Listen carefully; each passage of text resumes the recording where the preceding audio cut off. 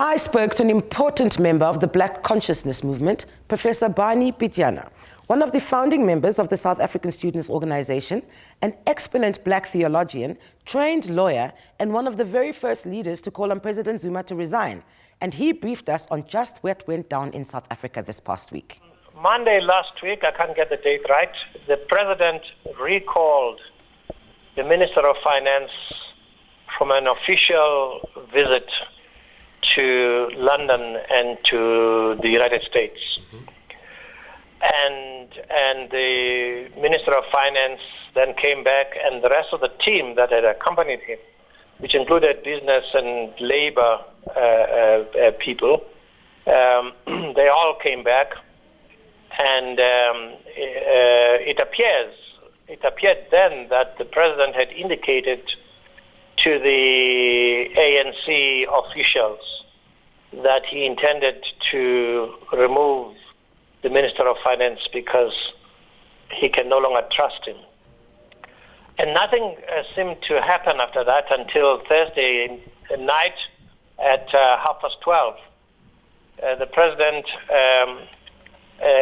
then called a conference and announced a major reshuffle of the cabinet, at which both the minister and the deputy minister had been removed.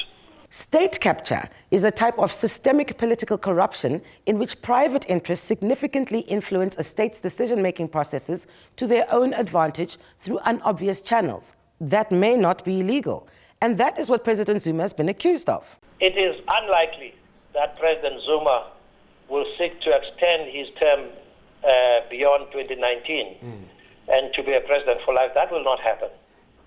But I do think that his strategy is to steal as much as possible from the state ahead of 2019 and put enough people in place to protect him after 2019. Well, the people of South Africa, inspired by Fired Again Finance Minister Pravin Gordhan, have decided to mobilize and march today in numbers, calling for Jay-Z to step down. The ANC Youth League threatened violence at today's march, and I was left wondering how political parties maintain this blind following by their members, and why members of parliament who see this blatant corruption lean back and do nothing. I put this to Professor Pityana. I think the opposition parties are hoping, in fact, have resolved to put in a vote of no confidence in terms of the constitution in the National Assembly. That hasn't got a hope in hell of succeeding. Because the ANC has got something like 70 more members than the opposition parties combined. So, and that requires a simple majority. It doesn't require a two-thirds majority.